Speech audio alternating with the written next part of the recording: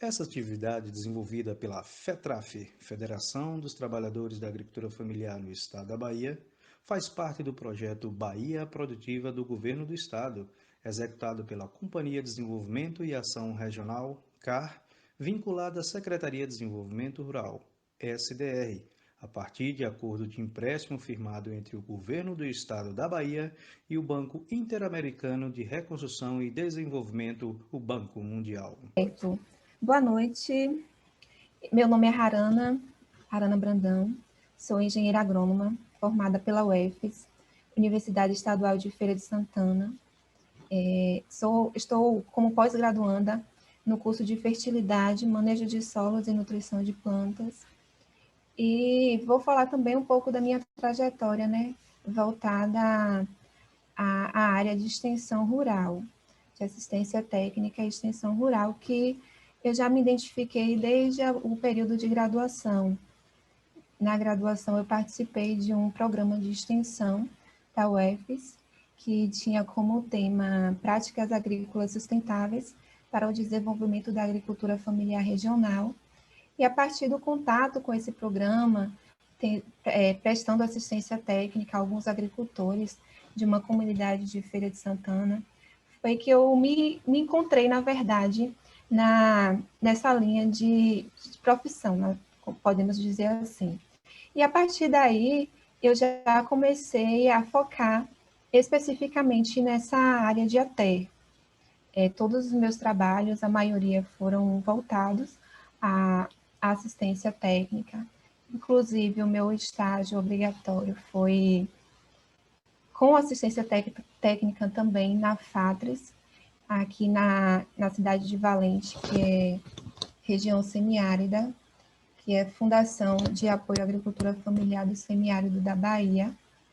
E eu tive contato com assistência técnica e também com essa parte esse programa do Bahia Produtiva, onde eu tive a oportunidade de estar acompanhando os técnicos no campo mesmo, mais especificamente na cadeia produtiva da ovinocaprinocultura, onde eu identifiquei a importância do Bahia Produtiva para a nossa região semiárida, porque eu pude notar que os produtores que recebem essa assistência do programa, eles têm uma visão diferenciada dos outros produtores que eu já tive contato e que eu conhecia, porque eles conseguiam fazer a seleção de matrizes, já trabalhavam com melhoramento genético, e tudo isso contribui para o desenvolvimento da propriedade.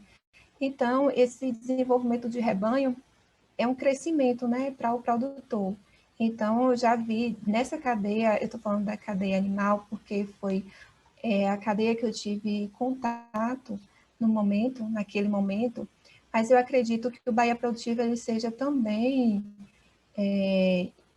vai trazer também diferença na vida dos produtores da área vegetal.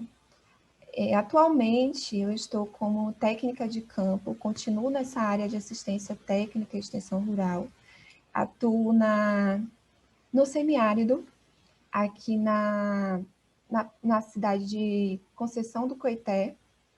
Então, eu estou atuando como técnica de campo, atendendo a uma turma de 30 produtores, onde faço visitas individuais e atendo a produtores da cadeia produtiva da mandiocultura. Então, estou tendo essa vivência agora com essa cultura da mandioca, e está sendo uma experiência incrível. Cada dia é um novo conhecimento que está adquirindo a partir dessa vivência de campo do dia a dia com os produtores. E nossa discussão hoje é voltada justamente para essa cadeia produtiva da mandiocultura. E como tema da atividade, a gente tem o cultivo da mandioca para a região semiárida. Aí eu já trago aqui o que a gente vai abordar nessa primeira apresentação. Essa apresentação ela será dividida em 2 blocos.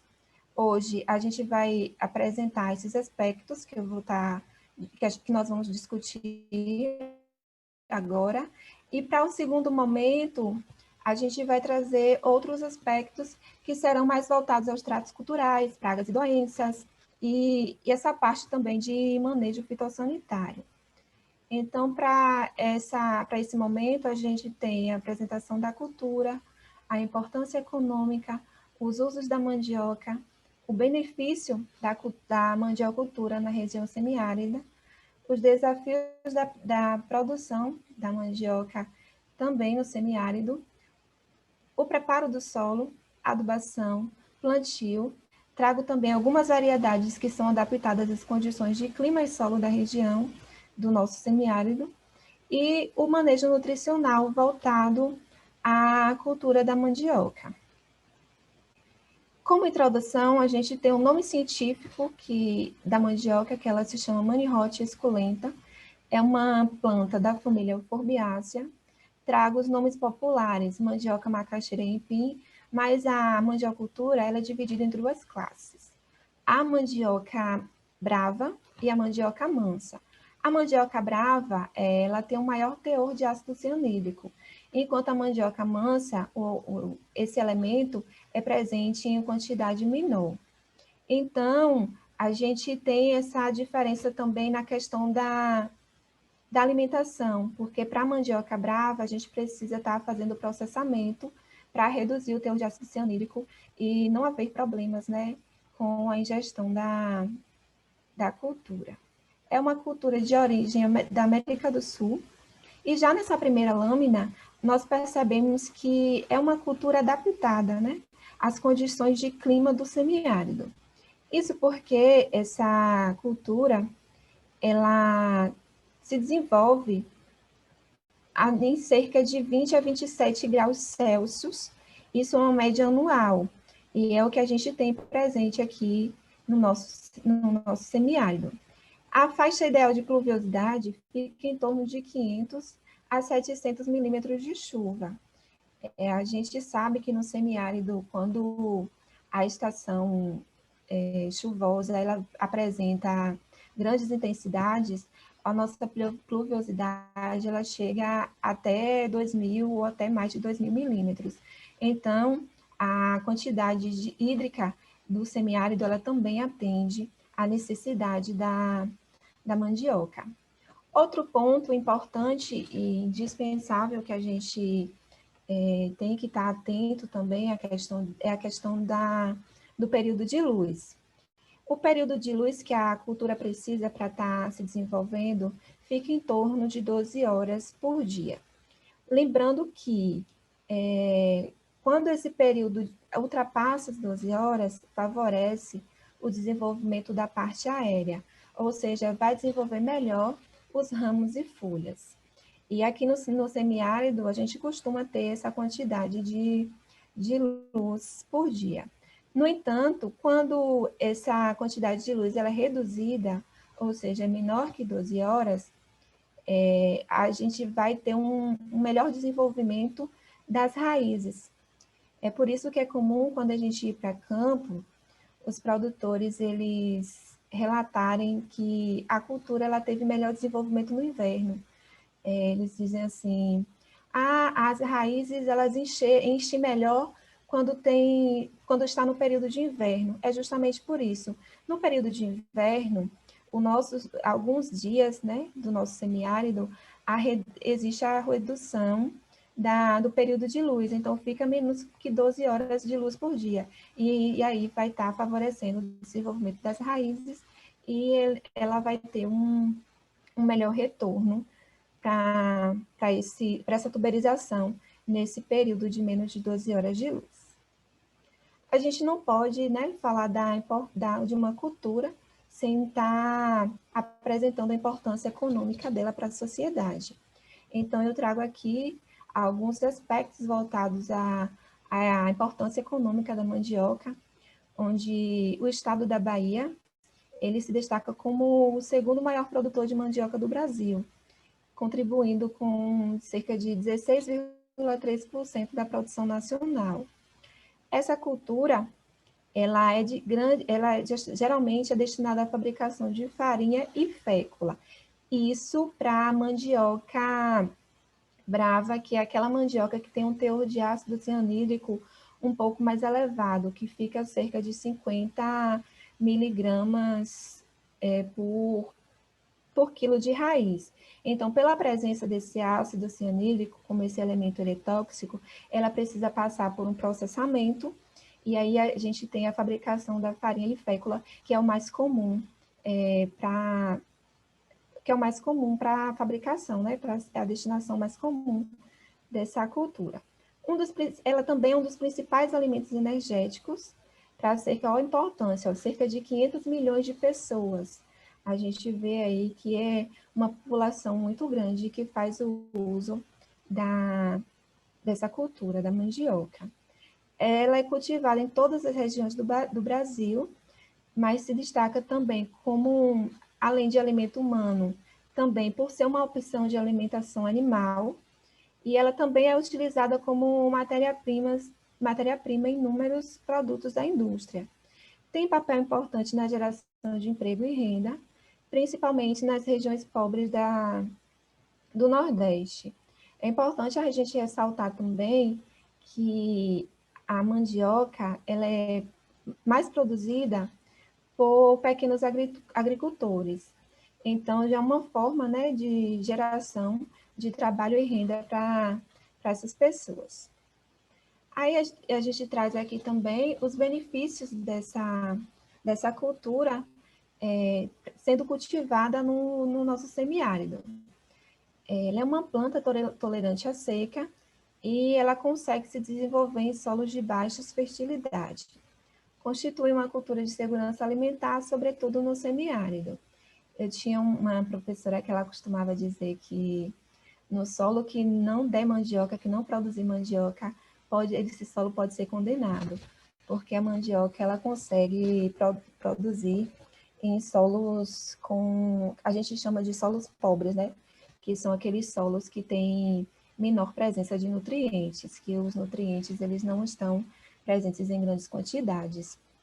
Essa cultura, geralmente, ela é cultivada em forma de sequeiro, então ela não necessita de uso de irrigação. Por ser cultivada no semiárido, as pessoas não têm muito o costume de estar fazendo esse sistema de irrigação. Às vezes, a demanda de água não é tão alta para estar irrigando a cultura, e como ela se desenvolve bem em períodos de estiagem, então não há a necessidade de estar irrigando as plantas. Ela é de fácil manejo, é uma planta também que pode ser cultivada sem grandes investimentos em tratos culturais, justamente por conta do fácil manejo. A cultura da mandioca, ela tem um período crítico, né, que fica em torno dos 5 primeiros meses, que é onde ela necessita tanto de uma presença maior de quantidade de água, quanto de o controle, né, das plantas daninhas para estar evitando a competição de luz, nutrientes e água. Então, fica esse período crítico até o 5º mês. A partir do 5º mês, a cultura ela já não precisa de tantos investimentos. Então, pela facilidade de manejo, o investimento em tratos culturais ele é bem baixo. É uma geração de trabalho e renda, uma fonte de geração, né, de trabalho e renda. É uma opção de alimentação humana, assim como a alimentação animal, e ela pode ser comercializada tanto in natura, como é a questão da macaxeira e do aipim, que apresentam teores menores de ácido cianídrico, e por isso eles podem ser consumidos sem ser processados, e também eles podem ser comercializados como produtos processados, como é o caso da farinha, da fécula, do beiju, entre outros.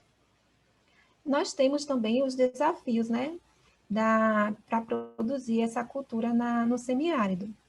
Um dos principais desafios é a resistência dos produtores a novas tecnologias e manejo da cultura. Por que essa resistência? Geralmente, os produtores que cultivam a mandioca, eles vêm fazendo essa plantação de acordo com o que seus pais trabalhavam. Então, o avô plantava mandioca, o pai plantava mandioca, e ele está dando continuidade a essa tradição da cultura.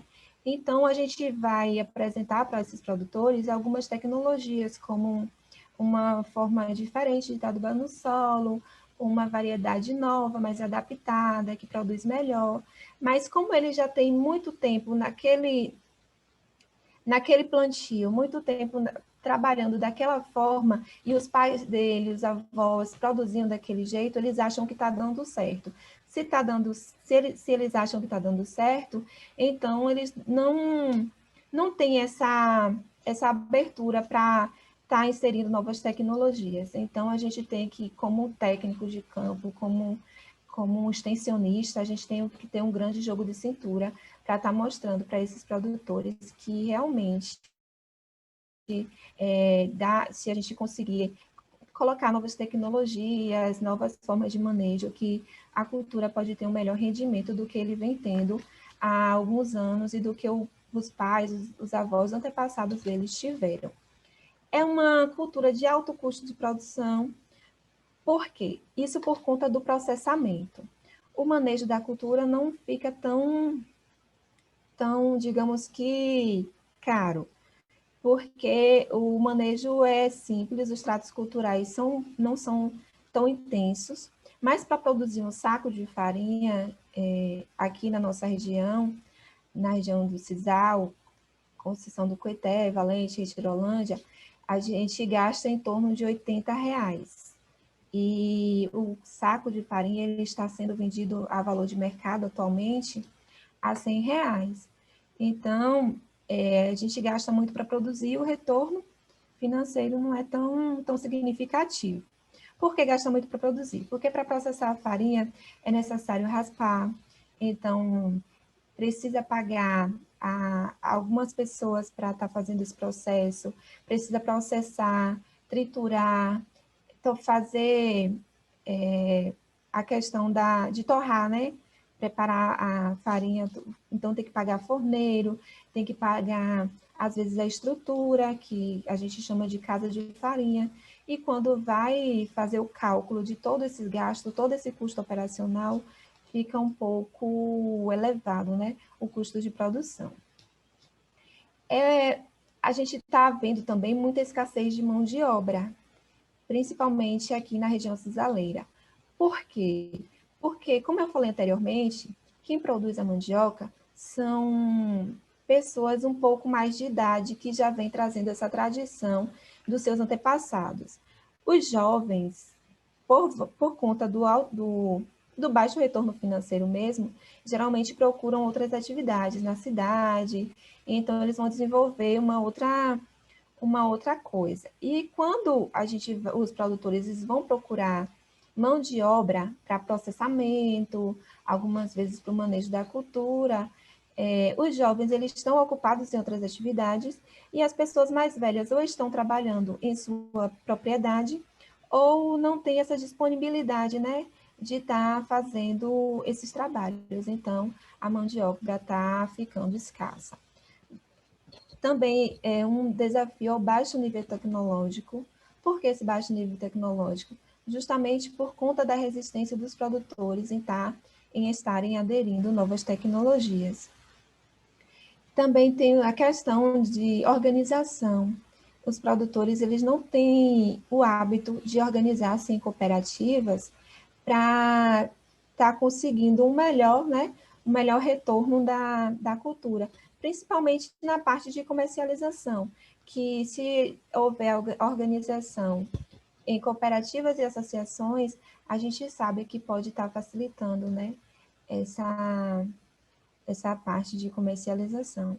E outro fator, né, que dificulta, que acaba sendo como um desafio no semiárido, são as condições climáticas. A gente passa algumas vezes por alguns períodos de estiagem e, apesar da cultura ela ser resistente a déficit hídrico, ser resistente a condições de altas temperaturas, ela, dependendo da estiagem, ela não consegue se recuperar e o produtor acaba perdendo o plantio.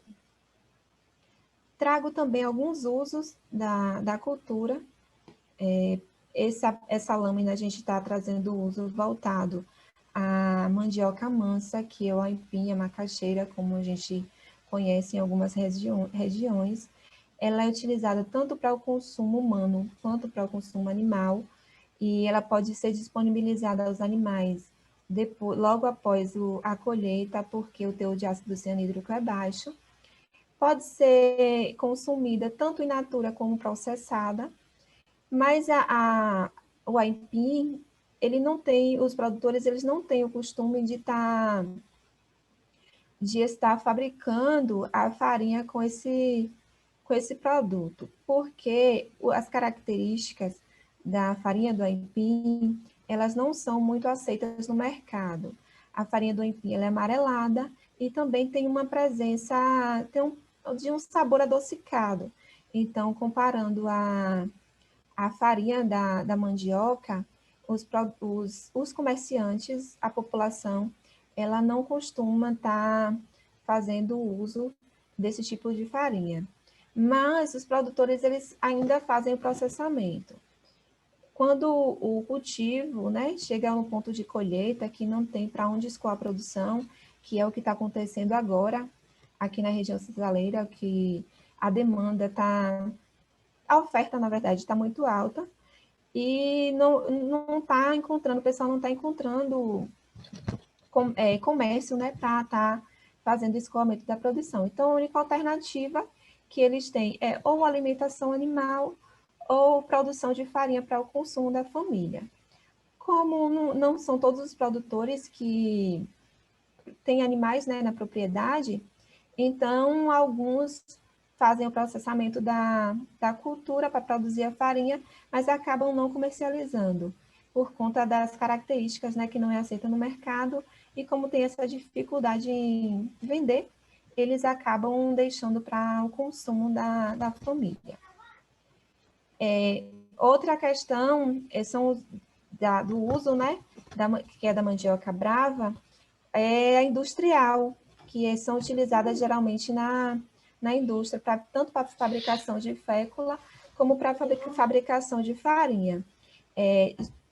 A gente falou antes, né, que a presença do ácido cianídrico é muito alto na questão da fabricação, dessa cultura, né, da mandioca. Então, se a gente for utilizar sem processar, pode ser que tenha algum problema de intoxicação de quem esteja ingerindo, né, esse alimento. Então, ela geralmente é utilizada processada. Mas as raspas e a parte aérea, ela também é utilizada para alimentação animal, desde que passe também por um certo processamento. Ela precisa passar por uma secagem para que o teor de ácido cianídrico ele reduza e não tenha problemas de intoxicação do animal que vai estar ingerindo essa planta. Outro ponto importante que eu acredito na mandiocultura é a produção de beiju, que é muito forte aqui na região cisaleira. A gente tem, em Conceição do Coité, um grupo de mulheres, vários grupos de mulheres, na verdade, mas esses que eu trago na ilustração, essas ilustrações, essas fotos, mais precisamente de um grupo de mulheres na comunidade de Descansador, onde elas produzem o beiju para venda, né, para o comércio. Comercializam tanto no comércio local, como também em feiras. E aí, o problema que eu encontrei, que eu identifiquei, é que elas não produzem a própria fécula. Todas elas têm no seu campo, na sua plantação, a mandioca, mas elas não costumam tirar a goma para produzir o beiju. Algumas vezes, quando tiram a goma para a produção de beiju, é só para o consumo da família. A fécula que é utilizada para a fabricação de beiju é comprada e vem do Paraná. Então, é uma preocupação, né? Porque se elas fizessem o processamento da goma, elas podiam estar tendo um rendimento maior. e a produção de beiju é muito presente, né, na nossa região do semiárido. Aí eu trago aqui a questão do preparo do solo. A gente começa com aração e gradagem, né, que é indispensável para a plantação. É importante a aração e a gradagem porque ela vai melhorar as condições físicas do solo, facilitar a brotação das manivas, vai promover o melhor crescimento das raízes, vai promover o aumento da aração e também filtração de água. E essa aração e gradagem ela pode ser feita de duas formas, com maquinário mecânico e também com o uso de tração animal.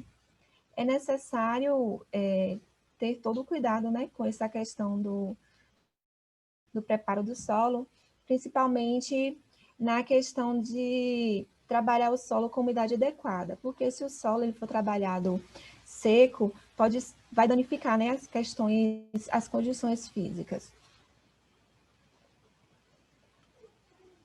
É importante destorroar bem o solo, porque como a cultura da mandioca, ela desenvolve mais a parte das raízes, ela precisa de condições adequadas para estar se desenvolvendo. É importante revolver o mínimo possível do solo para evitar que se perca a camada de matéria orgânica que vai proporcionar nutrientes para o desenvolvimento da cultura. E a profundidade ideal para a aração e gradagem fica em torno de 15 a 20 centímetros, que é o que a gente chama da camada arável do solo. Os tipos de solo para o plantio da mandioca são os solos profundos, não compactados, arenosos e de textura média. Bom, agora a gente vai entrar, né, nessa parte do manejo nutricional, onde a gente tem que tomar muito cuidado com essa parte de adubação do solo, principalmente porque a mandioca é uma cultura que absorve grandes quantidades de nutrientes. Então, apesar de absorver todos esses nutrientes, ela não retorna ao solo em forma de material vegetal, porque tudo que é produzido na cultura é exportado, já que a gente aproveita toda a planta, desde a raiz, que é utilizada para alimentação humana, o caule, que é utilizado para reprodução de novas plantas, e a parte aérea, que a gente disponibiliza para os animais. Então, como tudo é extraído, a gente não tem esse retorno para o solo em forma de nutrientes, como é o caso das outras culturas. Por isso, a gente tem que estar tendo todo esse cuidado de sempre que for inserir um novo plantio, estar devolvendo ao solo os nutrientes que foram extraídos pela cultura. Os principais nutrientes que a cultura da mandioca absorve são o nitrogênio, o fósforo, potássio, cálcio e magnésio. E aí eu trago a quantidade que é absorvida de cada nutriente. A gente tem como principal absorção da mandioca o potássio. Ela consegue absorver 146 quilos de potássio por hectare. O segundo nutriente mais absorvido é o nitrogênio. A mandioca ela absorve 126 quilos de nitrogênio por hectare.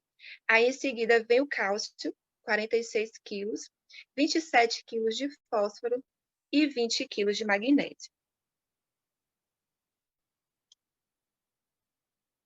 Em relação à adubação, ela deve ser realizada após a análise química do solo. Isso porque eu trago até uma observação aqui, que investir em adubação sem conhecer a fertilidade do solo é um erro econômico. É o que a gente chama de um tiro no pé. Porque a gente pode estar fornecendo para uma determinada área a quantidade de nutrientes a mais do que aquele solo ele necessita. Então, a gente está tendo um elevado custo com a adubação sem necessidade. Ou pode estar ocorrendo também o contrário. A gente pode deixar de disponibilizar para aquele solo a quantidade de nutrientes que ele precisa, que a planta precisa para estar se desenvolvendo, e no final, quando as raízes forem colhidas, elas não vão ter um retorno significativo para que ocorra um retorno financeiro adequado, né, para o cultivo da mandioca.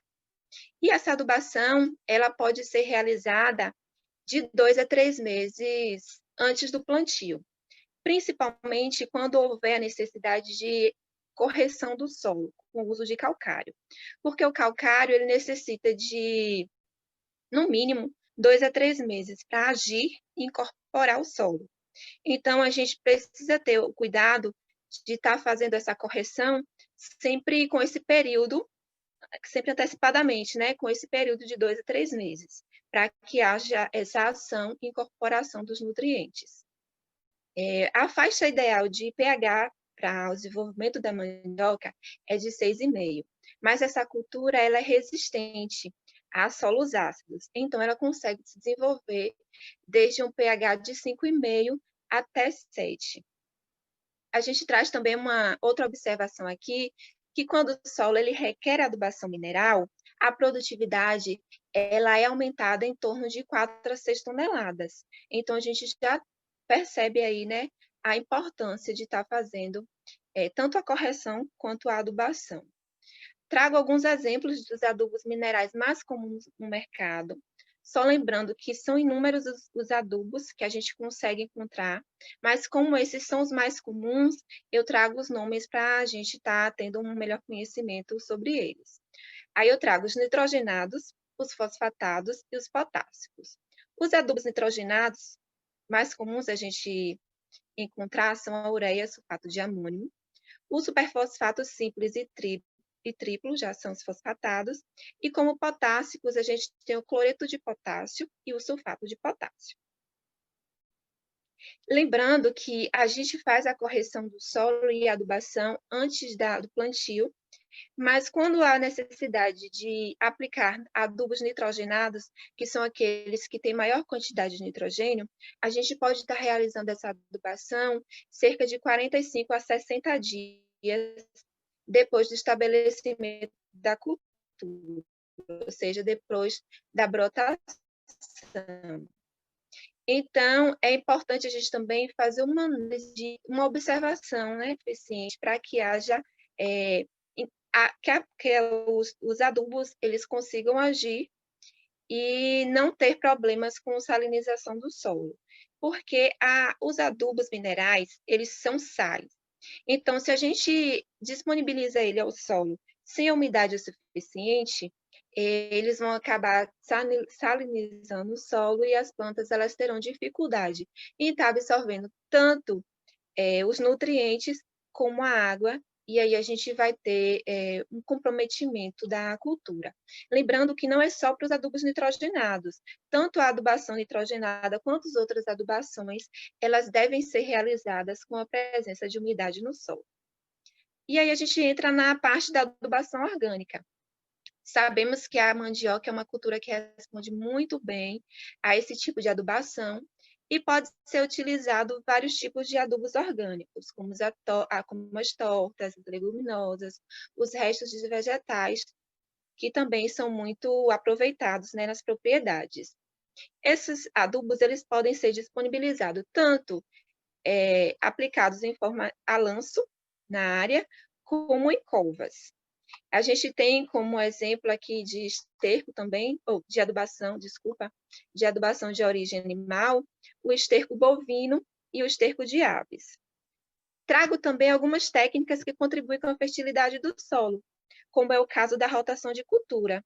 Também o cultivo de leguminosas, que foi citado anteriormente, e o aproveitamento dos materiais vegetais da propriedade, que vai estar sendo utilizado como cobertura do solo, ajudando, né, na preservação do solo dos impactos das gotas de água quando há presença de chuva e outras questões.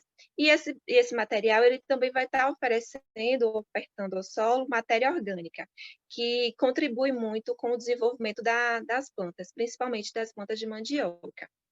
E focando de novo na questão da adubação, é necessário cada plantio que a gente vai estar estabelecendo na área, estar realizando uma nova adubação e também uma nova análise do solo para perceber quais são as necessidades de nutrientes que aquele solo está precisando. Trago aqui uma ilustração, uma foto de restos vegetais, onde o produtor ele trouxe de uma outra propriedade, ele juntou, né, e jogou assim na área em forma de montes. Mas em seguida ele espalhou essa cobertura vegetal em toda a área. Isso aí vai favorecer tanto a proteção do solo, como a gente já citou anteriormente, como vai estar ofertando também nutrientes esse solo, principalmente após a colheita da cultura, que é quando a planta ela já absorveu a quantidade de nutrientes que ela precisa para terminar o seu ciclo. Outro ponto muito importante que a gente pode estar utilizando é o sistema de plantio direto. O sistema de plantio direto consiste em estar realizando a plantação sobre palhadas.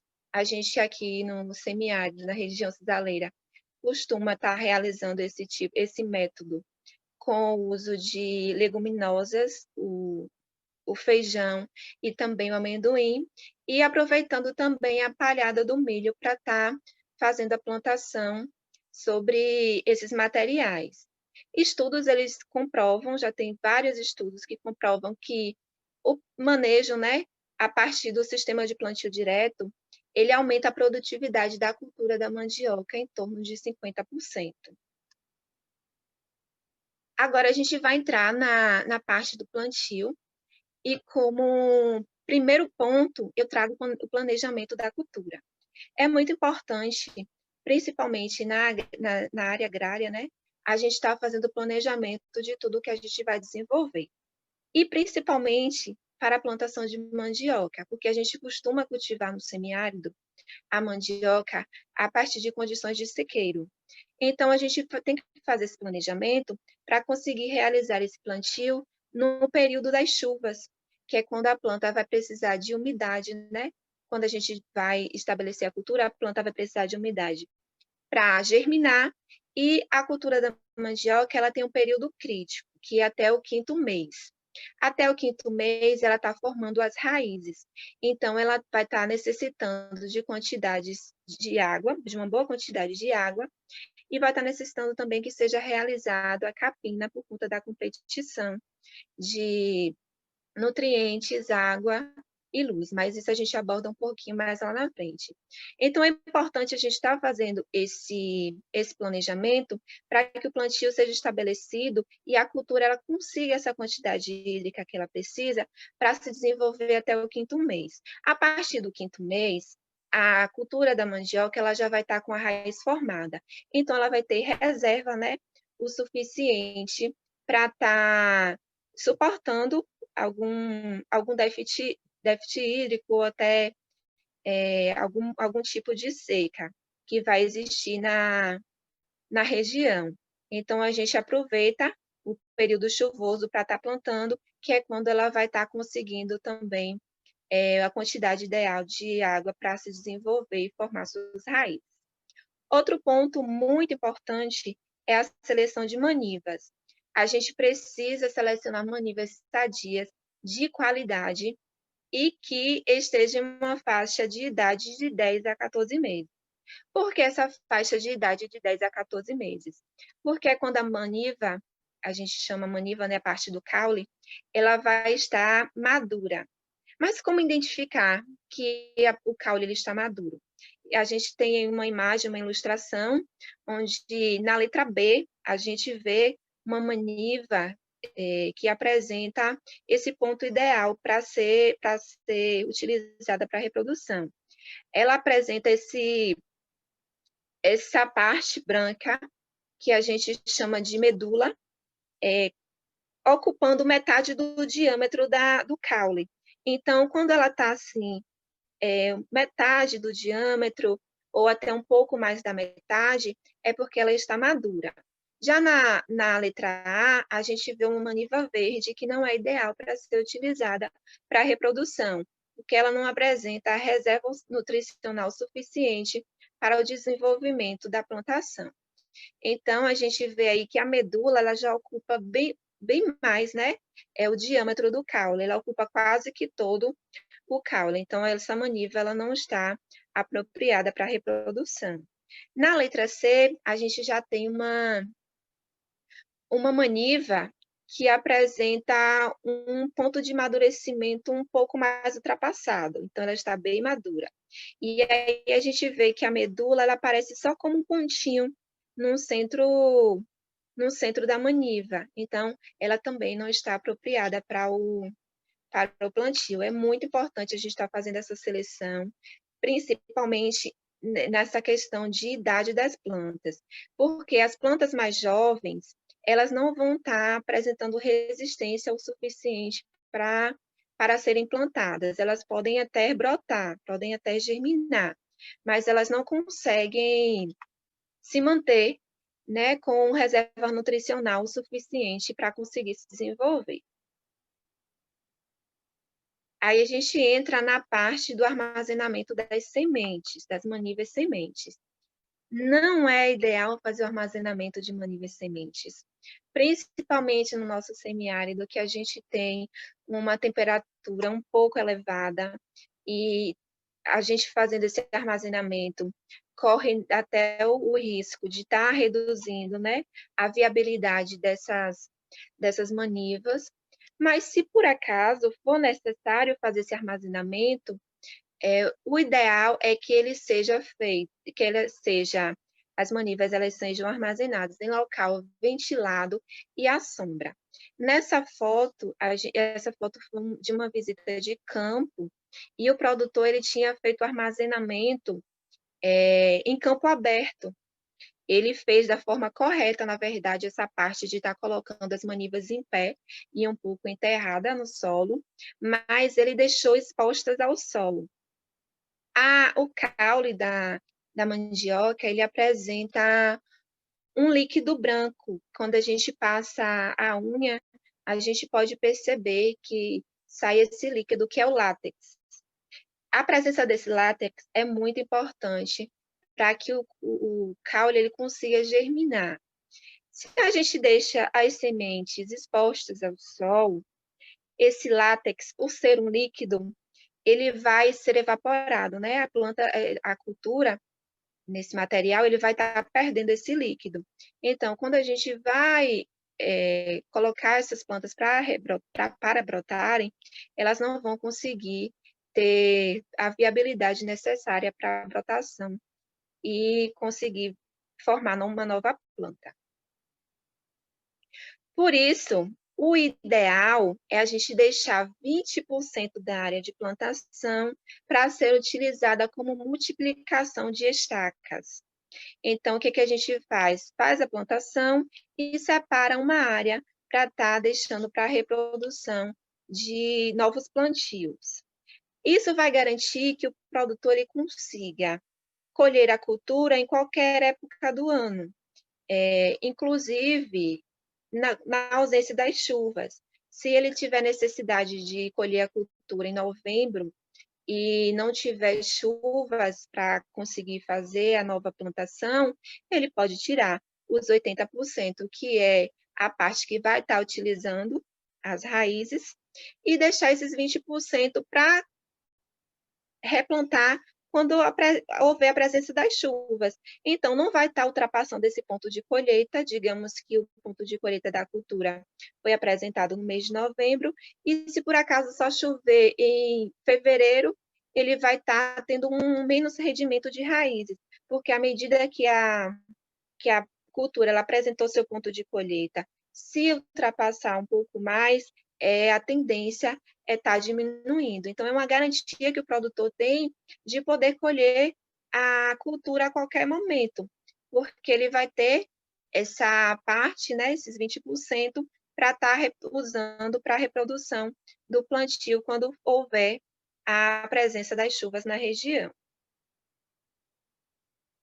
Eu trago também outro ponto, que é o tamanho das sementes. É muito importante a gente ter cuidado em fazer o corte do tamanho ideal, que é de 10 a 20 centímetros de comprimento. Isso para que a gente consiga é o número ideal de gemas para que esteja segurança, né, na parte da germinação. Então, o ideal é que seja uma maniva cortada entre 10 a 20 centímetros e que tenha de 5 a 7 gemas, para que a gente consiga o maior número de brotação possível. O espaçamento da cultura, para a plantação da cultura, na questão da fileira simples, a gente fica com 80 centímetros entre as plantas e 1 metro entre linhas. Esse 1 metro entre linhas é para que o produtor ele não tenha problemas no caso do manejo, se precisar para passar algum tipo de equipamento, um carro de mão para estar fazendo uma adubação ou coisa do tipo, então ele vai ter o espaçamento suficiente sem precisar estar danificando a cultura. Para a fileira dupla, a gente já tem um espaçamento um pouco mais adensado, um pouco mais reduzido, que fica 60 centímetros entre plantas e 60 centímetros entre as fileiras. E entre as linhas, a gente precisa de um espaçamento maior, que fica em torno de 2,20 metros. A gente precisa também ter muito cuidado com a parte da planta que a gente vai usar para reprodução. Eu trago aqui uma ilustração onde a gente divide a planta em 3 partes, que é o chamado pé, meio e ponta. Essa parte do pé não é interessante a gente utilizar, né, para como maniva semente, porque essa parte é uma parte um pouco mais velha, então o caule ele vai estar mais lenhoso e vai dificultar a brotação, porque a cultura ela não vai ter força o suficiente para estar germinando, para estar ultrapassando, né, esse caule que vai estar um pouco mais grosso, porque vai ser mais lenhoso por conta da idade. A parte da ponta é uma parte com menor teor nutricional, então ela não tem tanta reserva assim para poder germinar. Se a planta germinar, ela não vai conseguir desenvolver, porque a plântula ela não vai ter reserva nutricional o suficiente para estar crescendo. Então, o ideal é que a gente use essa parte do meio, onde o caule ele não vai estar lenhoso, ele vai estar macio, então a reprodução fica mais fácil para a germinação e ela contém também reserva nutricional suficiente para a plântula conseguir se desenvolver.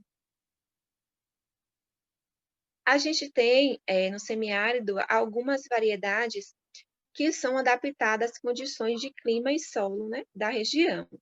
Trago aqui algumas variedades tanto da mandioca brava quanto da mandioca mansa, que é conhecida como aipim macaxeira. Então, a gente tem as variedades verdinha, Zé Mateus, platinada e cria menino. Lembrando que a gente tem inúmeras variedades de mandioca, tanto da mansa quanto da brava. Mas as que são mais adaptadas às nossas regiões são essas que a nossa região, na verdade, desculpe, são essas que eu trago aqui. Para a questão da variedade de aipim, a gente tem o abóbora, o casca roxa e o cacau e a manteiga, que são os que eu trago aqui. Porém, está sendo introduzida uma variedade, pelo menos aqui na região, ela está sendo introduzida agora. Não tem muitos produtores que costumam, né, tá fazendo a produção dessa cultura não, desculpa, dessa variedade, mas a procura está aumentando. A variedade ela é conhecida popularmente aqui como importada. Ela é uma variedade de porte muito alto, ela cresce 3 metros ou até mais, 3 metros de comprimento. E a polpa dessa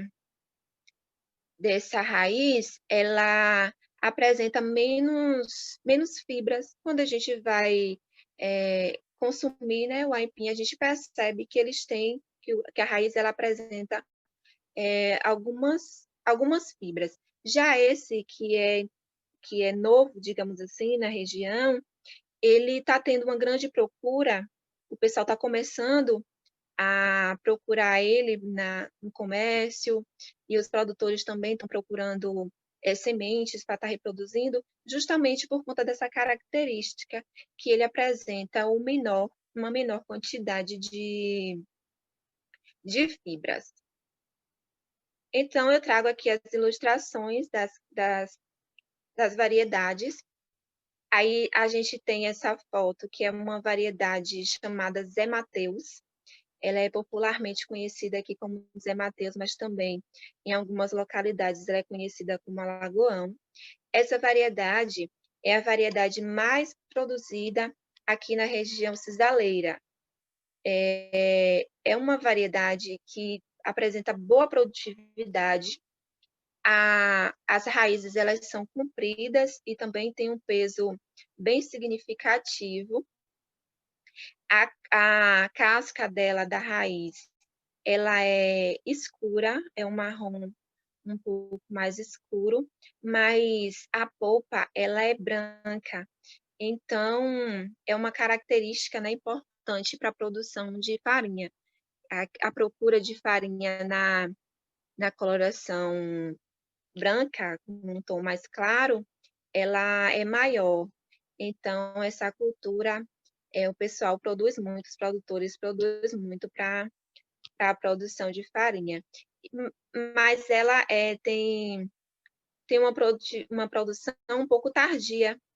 Ela é uma cultura que apresenta o ponto de colheita a partir dos 12 meses. Então, ela pode ser colhida de 12 até 18 meses. Então, ela não é tão precoce quanto outras que a gente tem aqui na região. Como é o caso dessa variedade que a gente tem na foto, que é a variedade platinada. Essa variedade, diferente das hemateus, ela é precoce. Então, ela apresenta um ponto de colheita a partir do 8º mês. Nessa foto aí, essa raiz, ela tem 7 meses de plantada, após o plantio. E ela já está com um desenvolvimento um tanto, né, significativo. No mês seguinte, ela já apresentou o seu ponto de colheita. Essa raiz da variedade platinada, ela, diferente das hemateus, ela tem uma casca um pouco mais clara. Ela é branca, na verdade. É porque essa foto ela foi tirada com o solo úmido, então escureceu um pouco a casca. Aqui eu tenho outra foto que a gente já percebe, né, a diferença entre as duas variedades. Essa a gente tem uma casca um pouco mais clara. Mas apesar da casca ser clara, a polpa dela é amarelada. Eu vou voltar a foto aqui, que tem uma fissura na, na raiz, um pedacinho, né? E aí a gente pode ver que a polpa, ela não é não é branca. Ela tem um tom amarelado. Então, essa variedade, ela também é muito produzida aqui na região cisaleira, mas ela é sempre produzida junto com a variedade Zé Mateus. Por quê? Por conta dessa característica da coloração. A farinha produzida por essa variedade, ela vai apresentar uma cor um tanto mais amarelada. E o mercado, ele não aceita muito bem essa cor. Mas devido à sua grande produtividade, os produtores eles aproveitam, né, essa variedade para estar utilizando junto com as hemateus, que aí quando faz o processamento das duas raízes, ao final a gente tem uma farinha com uma cor mais voltada para a variedade Zé Mateus, que é uma coloração branca. Mas a gente tem um certo, digamos que, problema, né, em os produtores estarem produzindo essas duas variedades, porque eles não têm o costume de estar dividindo a plantação em talhão, o campo em talhão. Então, eles plantam as variedades misturadas, uma linha de uma, outra linha de outra, às vezes a mesma linha coloca 2 tipos de variedade, tanto a platinada quanto a Zé Mateus, e a gente não vai ter na plantação uma uniformidade. Já chegou a acontecer de eu ir para campo e o produtor me chamar desesperado que ele tinha feito adubação do solo, tinha feito correção, preparado o solo perfeitamente, mas não conseguia uniformidade na plantação. E aí, visivelmente, a gente já percebe a diferença das variedades, porque a platinada, ela tem o pecíolo um pouco mais avermelhado. E aí, eu expliquei, né, a situação que ele tinha produzido uma variedade precoce, uma variedade tardia na mesma área, e por isso algumas plantas se desenvolveram mais rápido, que são aquelas mais precoces. E ele estava desesperado, achando que tinha sido algum problema no solo. Então, a gente tem que ter esse cuidado de, quando está produzindo 2 tipos, 2 variedades em uma mesma área, de estar, pelo menos, diferenciando, até um certo ponto, uma variedade e, dali diante, já colocar a outra, para não haver essa mistura e esse tipo de problema. Outra variedade precoce é a cria menino. A cria menino, ela também é bastante produzida aqui por conta não só da sua precocidade, mas também por conta da sua produtividade. Ela produz raízes bem pesadas e também com um comprimento bom, né? Essa variedade, ela é chamada de cria menino justamente por isso, porque ela consegue ser colhida mais cedo e o rendimento é muito bom.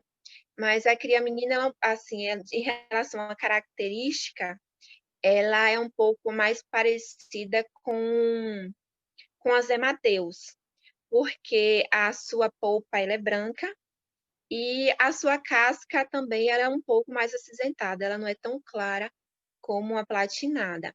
A cria menina, o pessoal, os produtores, eles costumam produzir individual, não costumam estar misturando com a platinada, a Zé Mateus ou a verdinha. Porque por conta da sua produtividade. Como ela produz muito bem, então eles acham que não tem necessidade de estar introduzindo uma variedade diferente. E aí acaba produzindo apenas essa. A gente tem aqui o caule, na verdade, a planta da cria menino, que a gente percebe a diferença, né, da coloração do pecíolo. O pecíolo da cria menino, ela tem uma coloração verde mais, digamos que mais claro, e já diferente da que foi apresentada anteriormente, que tem o pecíolo mais avermelhado. Meus arquivos, a verdinha é diferente da cria menino em questão de precocidade, que ela é um pouco mais tardia, ela é colhida com cerca de 12 meses, a partir dos 12 meses, após o plantio, mas ela também produz muito bem. As raízes elas são um pouco menores, mas a produtividade ela não é tão pequena, ela é bem significativa. E a verdinha ela é conhecida por esse nome porque essa cultura, essa variedade, desculpe, ela é bem, assim, o pecíolo, ele é bem mais, tem um verde bem mais acentuado que as outras variedades. Então, o pessoal colocou, né, digamos assim, esse nome popular chamado verdinha. E são essas as variedades que a gente tem no semiárido, principalmente aqui na nossa região cisaleira, que são mais utilizadas na plantação. Apesar de que existem outras variedades que também são adaptadas, mas que não têm tanto desenvolvimento, não têm uma produtividade tão significativa quanto essas que foram apresentadas. E a gente fica por aqui até a próxima parte, né? Que a gente vai discutir outros aspectos mais voltados ao manejo fitossanitário da cultura da mandioca.